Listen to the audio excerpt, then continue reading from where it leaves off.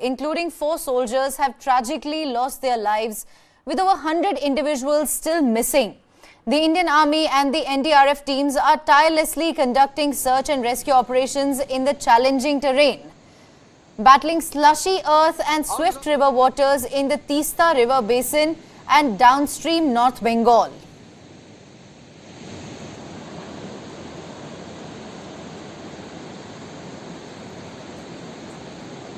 Additionally, the West Bengal government reported the recovery of 18 bodies in Kolkata. Among the deceased, 4 were soldiers and 2 were civilians. However, it remains unclear whether these soldiers were part of the 22 missing soldiers or had met a separate fate. 26 injured individuals are receiving medical treatment in various hospitals in Sikkim.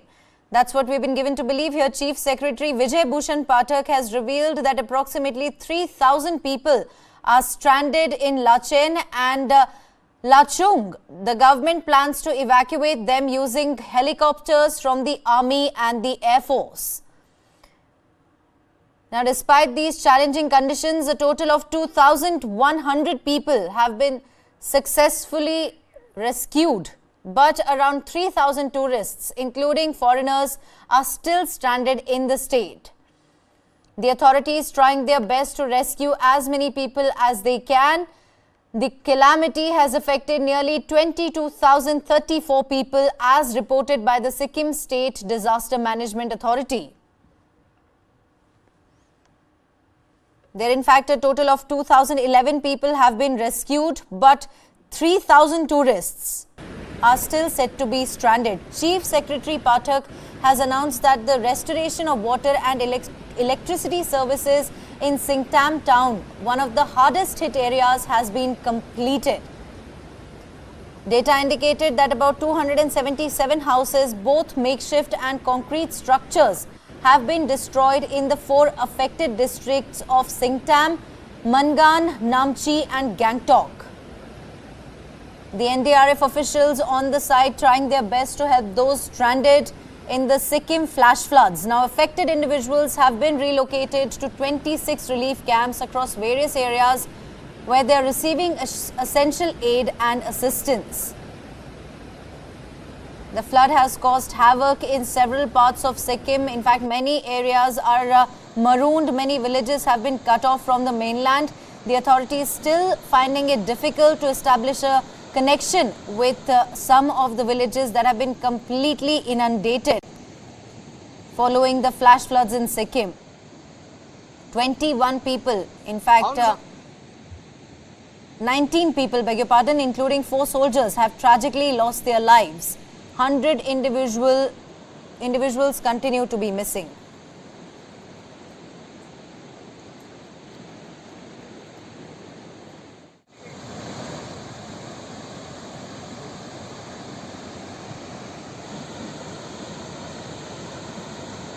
In fact, the latest that we're getting is 21 people have lost their lives. This includes 4 soldiers and 100 individuals are still missing. That's right on your screens. Makeshift arrangements put in by the Sikkim government for people who have in fact lost their almost everything in the flash floods. These people have been rescued by the NDRF officials. The Indian Army and the NDRF teams have been tirelessly working, have been conducting searches and rescue operations in the challenging circumstances, battling slushy earth and swift river waters in the Teesta River basin and downstream North Bengal.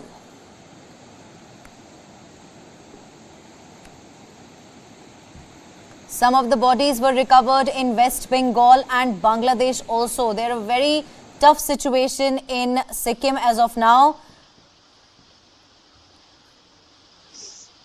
The West Bengal government has also reported the recovery of 18 bodies in Kolkata. It is still not clear whether soldiers were part of the 22 missing soldiers or in fact they met a separate fate. 26 injured individuals have been shifted to the hospital. They are receiving treatment there, but unfortunately now the latest that we're getting in is 21 people have lost their lives. in the Sikkim floods. Now, Chief Secretary Pathak has announced the restoration of water and electricity services in Singtam town. Remember, Singtam was the worst affected, one of the hardest hit areas that in fact is now seeing some respite, the restoration of water and electricity services. Data is indicating that around 277 houses, both makeshift and concrete, have been destroyed in the 4 worst affected districts of Singtam, Mangnan, Namchi and Gangtok.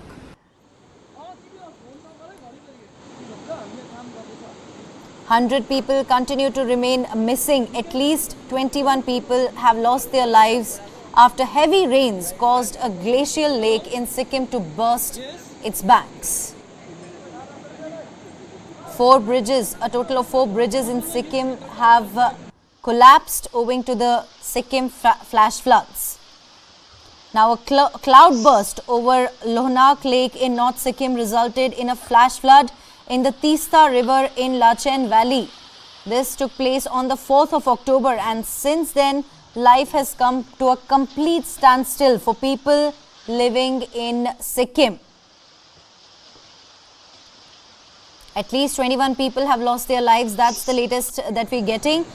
Over 100 people continue to remain missing after the cloud burst hit this tiny hilly state of India. Bodies were also found in Bangladesh as well as West Bengal.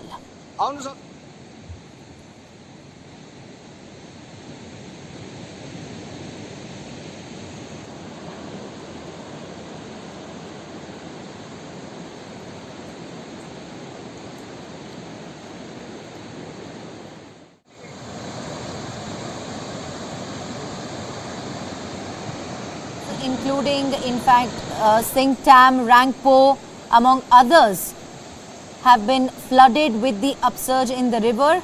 But now the people of Singtam getting some sort of respite as the authorities are working to restore electricity and water services for people who are still, in fact, living in these towns and are, in fact, safely living in these towns. The Chief Secretary Vijay Bhushan Pathak has revealed that approximately 3,000 people are still stranded in Lachen and Lachung. The government now planning to rescue them with the help of choppers from the Army and the Indian Air Force. But kudos to the NDRF and the Army personnel, as even during these challenging circumstances, a total of 2,011 people have been successfully rescued.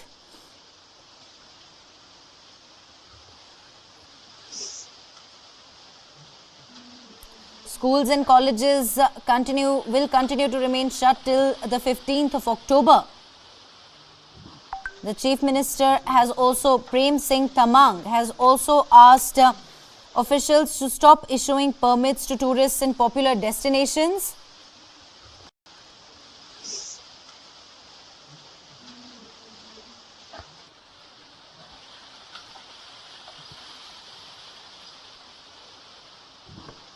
These destinations include in fact Somgo Lake, Baba Mandir and Nathula.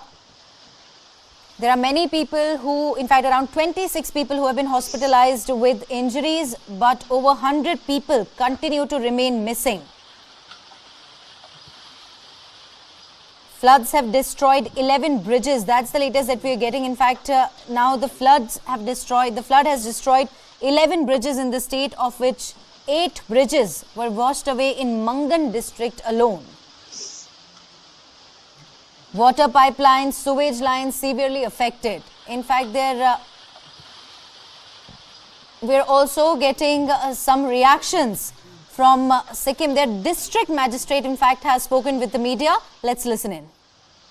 We were able to establish a contact with Chungtang last night, but we came to know the entire town is full of slush. So they have engaged the machinery to clear the town. So far there is no report of anyone missing from the Chungtang town, but the damage has been extensive. The entire people has been shifted to the Bop area. We have established a relief camp. They are there. Today we were supposed to take a helicopter ride to the Lachung and come down to the Chungtang. Because of the weather condition, helicopter may not come So what we have decided is that we are sending a team on foot. We'll now walking up to Janggu. We'll cross the Bringbong Bridge and they'll go to Janggu. From Janggu up to Pegong, it's reported the roads are open. So we'll till the point where the vehicle goes, they'll go. Then they will walk, and by any means, one team will reach Chungthang today and will assess the actual situation.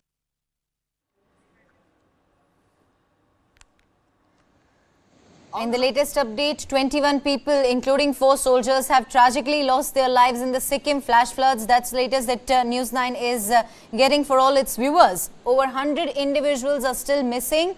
The Indian Army and the NDRF teams are tirelessly conducting search and rescue operations in the challenging terrain, battling slushy earth and swift river waters in the Teesta River Basin and downstream North Bengal.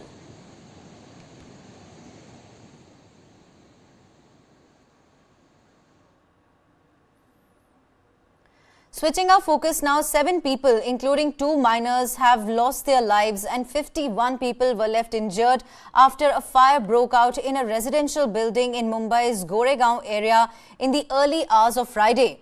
The fire started around 3 a.m. at the Jai Bhavani building, a ground plus 7 structure in the Azad Nagar locality of Goregaon West.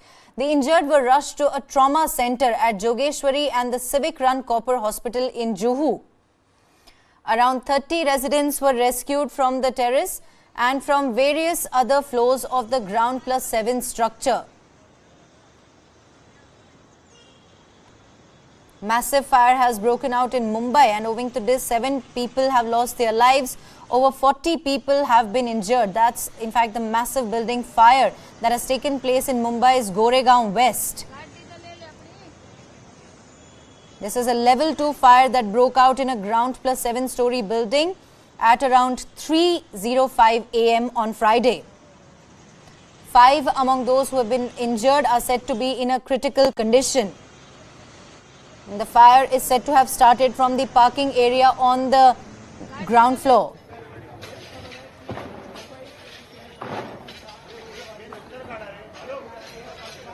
The injured were rushed to the HPT Trauma Hospital and Copper Hospital. Their Maharashtra Deputy Chief Minister Devendra Fadnavis has also expressed grief over the incident.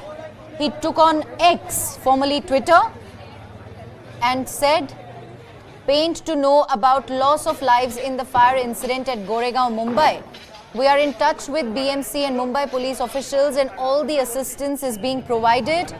My deepest condolences to the families who lost their loved ones and wishing speedy recoveries to the injured ones." That's what he wrote on platform X.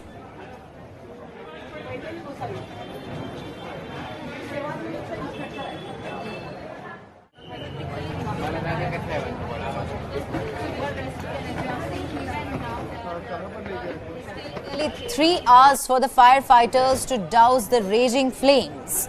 Now, 8 fire engines, 5 jumbo water tankers, 1 turntable ladder and an ambulance were rushed to the spot. An unfortunate tragedy has unfolded in Mumbai, where 7 people, including 2 minors, have lost their lives and 51 people were left injured. Now it's being said that 5 among the injured are in a critical condition.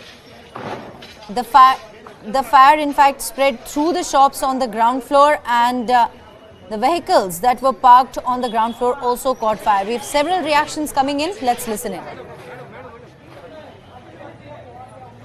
कोई सुबह दूध लेने को गया तो लड़की तो बोला कि तुम्हारा बिल्डिंग में आग लगी, तुम्हारा पहचान वाला है तो जाके देखो। इधर आया तो देवरानी का डेथ हो गया है, एक लड़की का हो गया। बस इतना ही समाचार मिला है। और क्या कुछ जानकारी मिली थी, कैसे आग लगी, क्या हुआ था? पार्किंग में आग लगा, इसका जानकारी। अच्छा, इसमें कुल कितने लोग इंजर्ड हुए, कितने लोग घायल हुए? घायल तो 4 लोग हो गए। अच्छा, आपके लोग भी इसमें इंजर्ड हुए? 2 जन तो गुजर गए, 3 जन को लगा है हॉस्पिटल में। अभी हम लोग इधर जा रहे हैं, मालूम पड़ेगा क्या हुआ। आपकी कौन लगती है जिनकी डेथ हुई है? मेरा देवरानी होती है। और किसी डेथ हुई है? लड़की का, मेरा बुआ की लड़की। क्या उम्र थी लोगों की? उम्र इसका 60 साल होगी। रात को 1:30 बजे शॉर्ट सर्किट हुआ, उसके अंदर पूरा लग गया। उसके अंदर 2 बजे हम लोग भाग के गया, फायर ब्रिगेड वाले भी लेट आए थोड़े, और फ्राई ब्रिगेड वाले भी लेट आए, उसके कारण ज्यादा आग लग गई 7 माले तक। ये क्या कपड़ा रखा था? कपड़ा रखा था तो बोलेगा तो हम लोग जूना कपड़े का धंधा करते, तो उधर पोटला बिटला सब रखा था, जूना कपड़ा लगा था, तो शॉर्ट सर्किट हुआ, उसके कारण उसमें आग लग गई। और आग लगते लगते तो बहुत आगे आग पहुंच गई, कम से कम 3-4 माला तक आग पहुंच गई। छोटे छोटे बच्चे लोग ऊपर भागे, धुआं बहुत हिसाब के बाहर ही हो गया। और ये आपके परिवार से जो अभी आप बॉडी की बात कर रहे हैं, कितने लोगों की बॉडी रखी गई है यहाँ? हमारे परिवार से बोलेगा तो हमारे जो कास्ट के, उसकी एक बॉडी अंदर है। हाँ, बॉडी अब कब तक बॉडी आप अभी हाँ, तो एक घंटा बोल रहे ले, वो लोग ने पूरा ट्रीटमेंट कर दिया, 1 घंटे में बॉडी देने के बोल रहे ले। The Maharashtra government has also announced ex gratia of 5 lakh rupees. Chief Minister Eknath Shinde in fact said, and I'm going to quote him, that I'm continuously talking with the municipal commissioner and police. What happened is unfortunate. I express my condolences to those who died. The government will provide monetary help of 5 lakh rupees to their families. Those who are injured will be given treatment by the government. The Maharashtra Chief Minister there, Eknath Shinde, has now announced an ex gratia of 5 lakh rupees for those who lost their lives. Deputy Chief Minister Devendra Fadnavis also took to X to express grief over this tragic incident that has unfolded early morning in Mumbai, in the wee hours in fact, where 7 people including 2 minors have lost their lives. 51 people have been injured. This happened after a fire broke out in a residential building in Mumbai's Goregaon area in the early hours of Friday.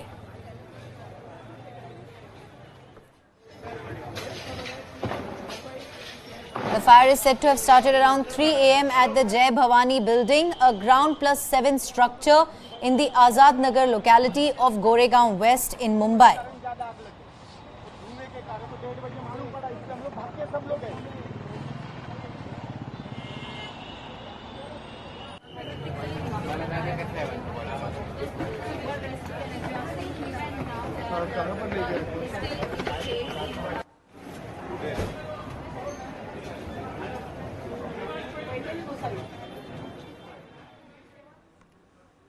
Switching on focus to what's really been making the headlines on the international front. Now, in a recent announcement, Russian President Vladimir Putin stated that Russia had successfully tested a powerful new strategic missile and did not rule out the possibility of conducting weapons tests involving nuclear explosions. Now, Putin revealed that Moscow had conducted a successful test of the Bursnik, a nuclear-powered and nuclear-capable cruise missile with an impressive potential range of thousands of miles.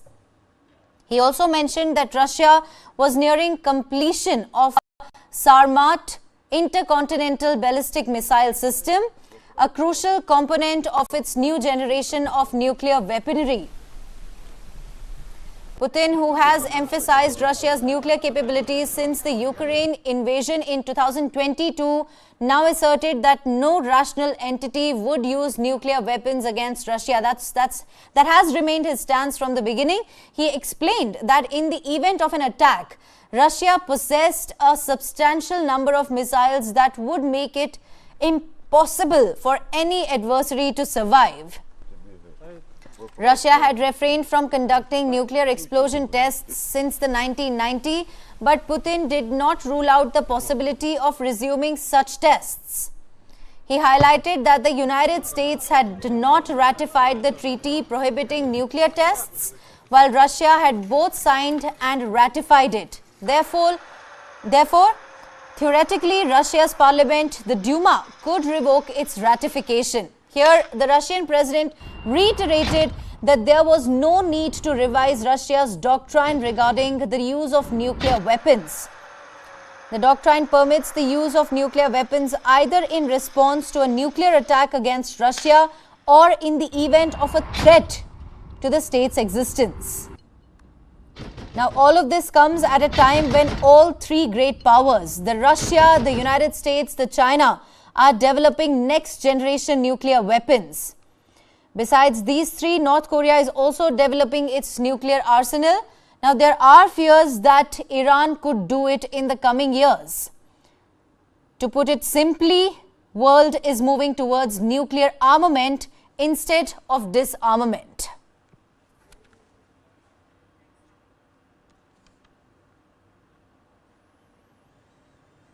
A Russian missile struck a cafe and grocery store in a northeastern Ukrainian village, resulting in the deaths of 51 people. Ukrainian President Volodymyr Zelensky condemned the incident as a deliberate attack on civilians, emphasizing that it was not a blind strike. This marked the deadliest attack in the Kharkiv region since Russia's invasion and one of the largest civilian casualties in a single Russian strike. Regional police also reported 51 fatalities, 6 injuries and 3 missing individuals.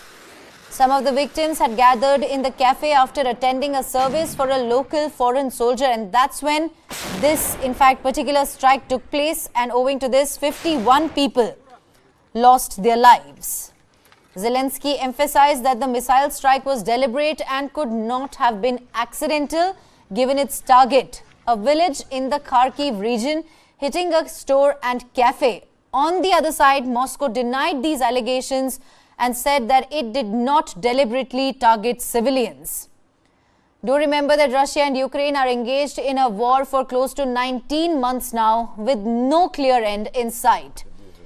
While there were assumptions that Russia would quickly triumph over Ukraine, these assumptions have been challenged, with Ukraine making effective use of Western armaments to effectively push back the Russian forces. However, now there are fears that this flow of arms and ammunition will cease in the future as war fatigue takes its toll on the West.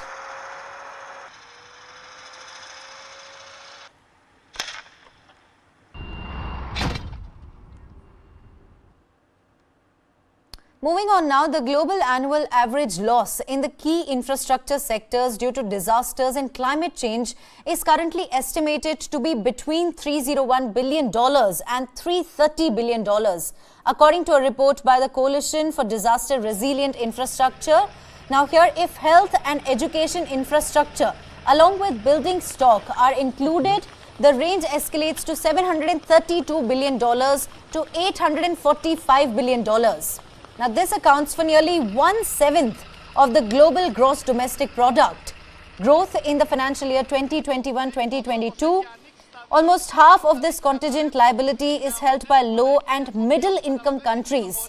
That's what one of the reports in fact says. Now, according to the CDRI report, the annual investment required to address the infrastructure deficit, achieve the sustainable development goals, and bolster resilience by 2050 amounts to around $9.2 trillion.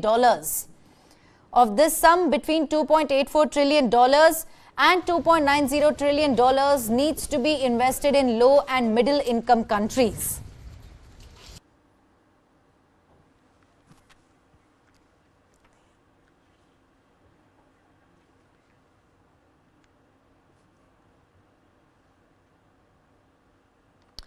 In a troubling incident at Neeli Post in Jammu and Kashmir's Rajouri district, 5 army personnel, including 3 officers, were injured on Thursday. Reports suggested that a major ranked officer unexpectedly opened fire on his colleagues during a routine shooting practice session.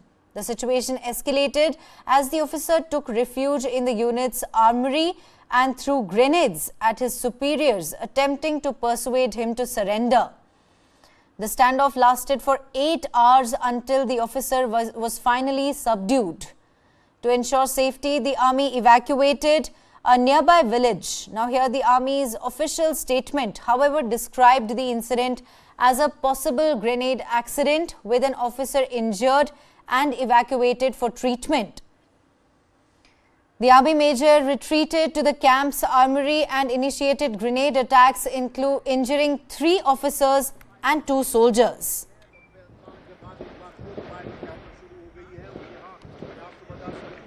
The second in command was critically wounded. The accused officer was subdued at around 11 p.m.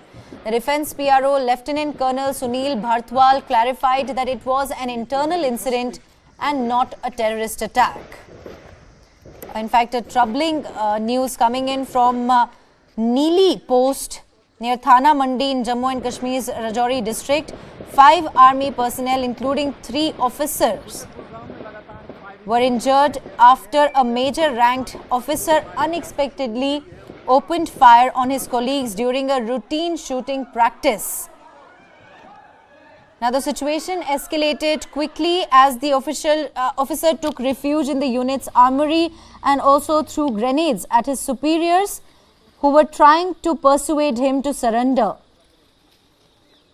The accused, in fact, officer was finally subdued at around 11 p.m. Now, here the Defence PRO Lieutenant Colonel Sunil Bhartwal has clarified, saying that it was an internal matter and not a terrorist attack.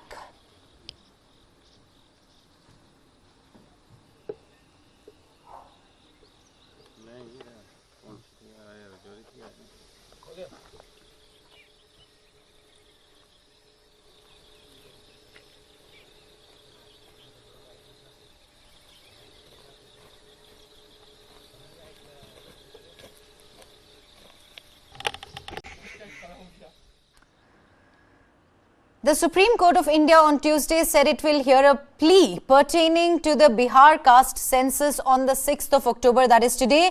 The petitioner has challenged the Bihar government's caste survey released on Monday, claiming it violated the apex court's judgment on privacy. The caste census opposed by the BJP-led NDA government is at a vital point before the 2024 Lok Sabha elections. It could potentially fuel calls for a similar caste-focused census in other places, which is a priority for the opposition India bloc. The study began last year after the Narendra Modi-led central government stated it could not incorporate a caste-based demographic tally for groups other than the scheduled castes and scheduled tribes in the country's census. The Supreme Court of India is all set to hear a plea in connection with the Bihar caste census today. Here, in fact, a petitioner has challenged the Bihar government's caste survey released on Monday. He said that it violated the apex court's judgment on privacy. Ever since the caste-based census has been released, there has been a lot of political slugfest also going on between the BJP and the opposition India bloc. Prime Minister Modi also claimed that it was in fact an attempt to divide Hindus. On the other side, now the Supreme Court will also be hearing a plea pertaining to the Bihar caste census, where the petitioner has challenged the Bihar government's caste-based survey and said that it violated the apex court's judgment on privacy.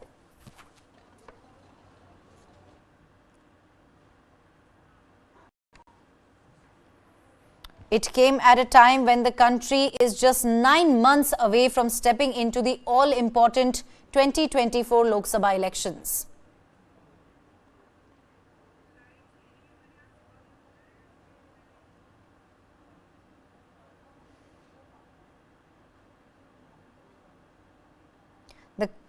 The caste census was opposed by the BJP-led NDA government, and in fact it could also potentially fuel calls for a similar caste-focused census in other places. The Congress has already been asking for a nationwide caste survey. Moving on now, Mahadev betting app caste is taking new turns. After actor Ranbir Kapoor, now Bollywood actress Shraddha Kapoor has been summoned by the Enforcement Directorate in connection with the Mahadev money laundering case. She is expected to appear before the ED on Friday.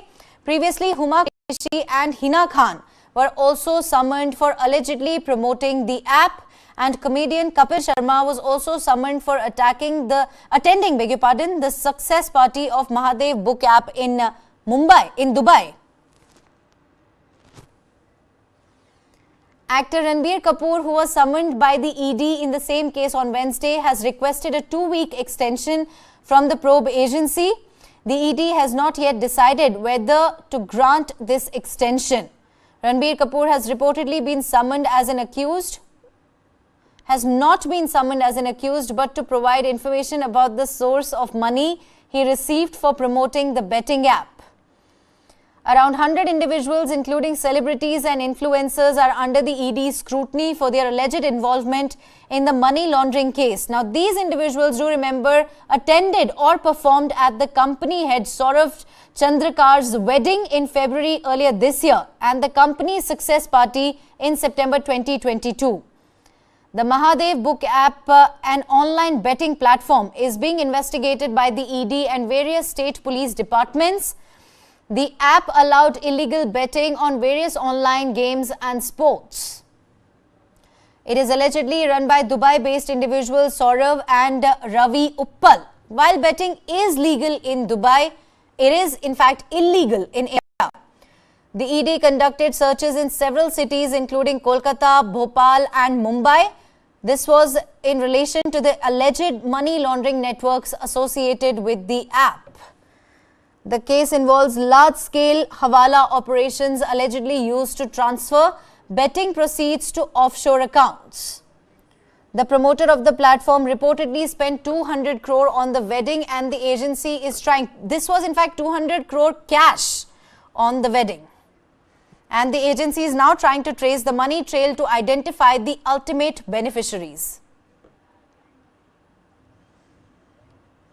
The Election Commission is poised to address the ongoing dispute within the Nationalist Congress Party, where both factions claim the party's name and its symbol, the clock. Now, this issue is set for its first hearing on Friday. The EC has officially recognized a division within the NCP and has communicated with the two sides.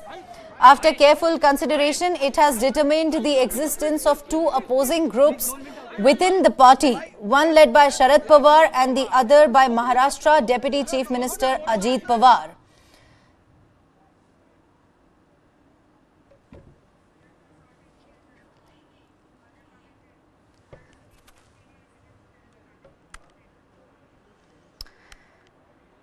Well, in fact, this crisis within the NCP surfaced on the 30th of June of this year when Ajit Pawar, Sharad Pawar's nephew, approached the EC seeking recognition of his faction as the authentic NCP under para 15 of the election symbols. Now, Reservation and Allotment Order 1968. This provision empowers the EC to acknowledge breakaway or rival segments of a recognized political party. Subsequently, Ajit Pawar also declared himself the party's president with the backing of numerous party legislators and leaders. Switching our focus to Manipur now, a mob vandalized the home of human rights activists Bablu in Imphal. Now, these two organizations, Meti Lipun and Arambai Tengol, visited the house of human rights activist and former Manipur Police Services officer who goes by the name Thuanao Jam Brinda, accusing them of defaming the Meti community. The groups instructed both to stay silent and avoid media interviews. Bablu's house was vandalized with his car's mirror and window shattered using a wooden chair. At Brinda's residence, the group coerced her into recording an apology video to the Meti Lepun and Arambhai Tengol, threatening consequences if she refused. A BJP leader urged the police to file an FIR against Brinda for allegedly defaming the Meti community. The situation remains tense in Manipur with sporadic incidents of violence being reported. House of Human Rights Activist was vandalized. Two organizations, Meti Lepun and Arambai Tengol, visited the house of activist Bablu, who's also the former Manipur, in fact, who's the human rights activist, and also they visited the house of former Manipur Police Services officer Thuanao Jam Brinda. The mob accused them of defaming the Meti community. And it's also being said that the groups instructed both to stay silent and avoid media interviews. Now, their Bablu's house was vandalized with his car's mirror and window shattered using a wooden chair. The situation keeps getting worse in this tiny northeastern state of India. It has been, in fact, we're seeing this unrest unfolding in Manipur since the 3rd of May. That's when an ethnic conflict broke out between the Meti community and the Kuki community.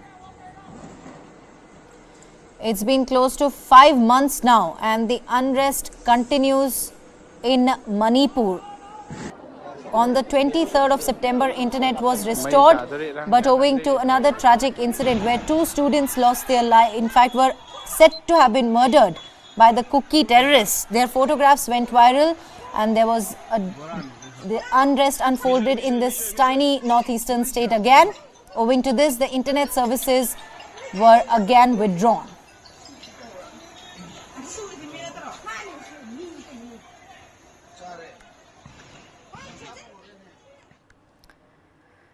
Now, the Election Commission of India is likely to announce the dates of the assembly polls on Sunday. 5 states, Telangana, Rajasthan, Mizoram, Chhattisgarh and Madhya Pradesh, are set to hold the assembly polls by the end of this year. Amid the buzz of the poll dates, the ECI has called for the meeting of its observers today. The agenda of the meeting is to finalize the poll schedule in the 5 states. So far, the Election Commission has already sent its teams to the poll-bound states. The Election Commission teams have already visited Madhya Pradesh, Mizoram, Rajasthan and Chhattisgarh. Telangana was in fact the last state that the EC team visited on Thursday. Some reports say that Rajasthan and Madhya Pradesh will hold the elections in a single phase. That's in fact the latest that we are getting from the ED, where the election on the assembly election, latest news, the Election Commission is all set to now announce the date for the 5 state elections that are going to happen later this year. Moving on now, 40% of cyber security teams in Indian organizations understaffed. That's what a report has identified. Here the report has been issued by ISACA's 9th annual research on the cyber security threat landscape, hiring and budgets. The report, sponsored by Adobe, includes insights from 113 security leaders in India.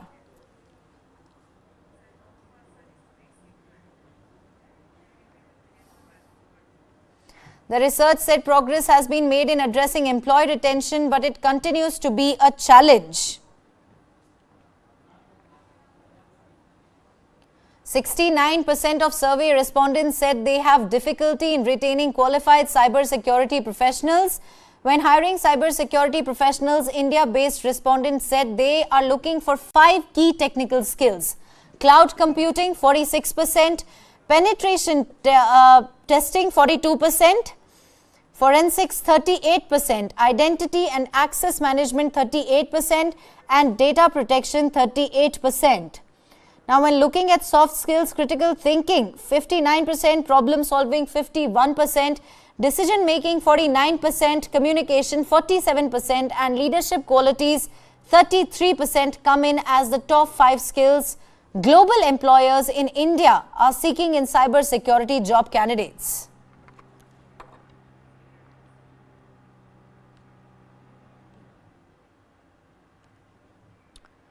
In Syria's Homs province, a devastating drone attack struck a military college during a graduation ceremony.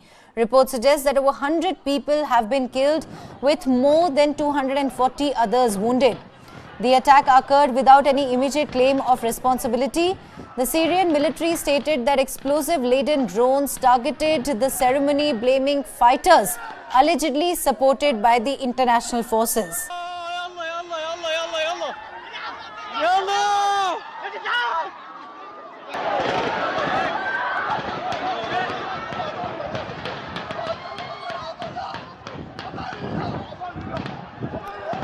UN Secretary General Antonio Guterres expressed deep concern about the attack and related retaliatory shelling in northwest Syria. Syria's defense minister had attended the ceremony but left just minutes before the attack, indicating a significant security breach following the drone attack. Syrian forces launched airstrikes on opposition-controlled areas in the northwest. Now, these airstrikes led to further casualties, including women and children. In a separate incident, the United States claimed to have shot down a Turkish drone near its troops in northeast Syria, despite denials from the Turkish Defense Ministry. Tensions between the US and Turkey escalated as Turkish drones reportedly carried out airstrikes near US troops, prompting a response. This situation in Syria the situation in Syria remains highly volatile, with ongoing conflicts and complex alliances further complicating the region's stability.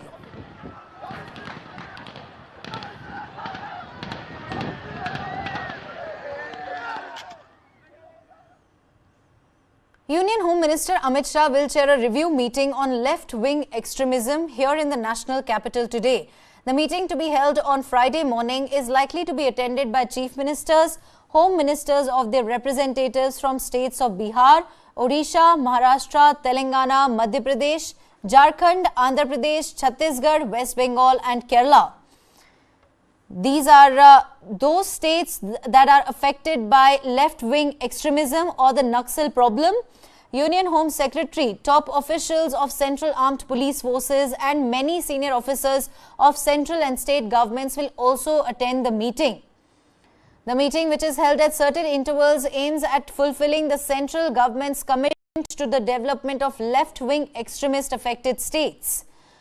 Union Home Minister Amit Shah today chaired a review meeting on the left-wing extremism. Union Ministers Nityananda Rai, Ashwini Chaubey, Arjun Munda and Devusin Chauhan, as well as National Security Advisor Ajit Doval, took part in the meeting. Maharashtra Chief Minister Eknath Shinde, his deputy Devendra Fadnavis, Andhra Pradesh Chief Minister Y.S. Jagan Mohan Reddy and Jharkhand Chief Minister Hemant Soren also joined the meeting. Home Secretary Ajay Bhalla, Director Intelligence Bureau Tapan Deka and Director Generals of NIA, SSB, BSF, CRPF, BSF and NSG also attended the meeting, along with Home Secretaries and Chief Secretaries of the Naxal affected states.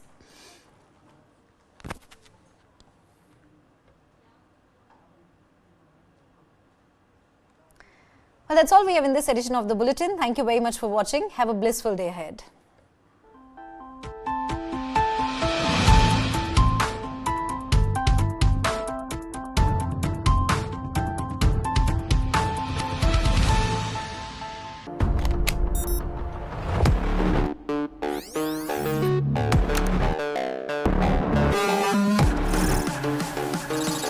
ChatGPT. It can generate codes and human-like responses through text, write stories, and do a lot more.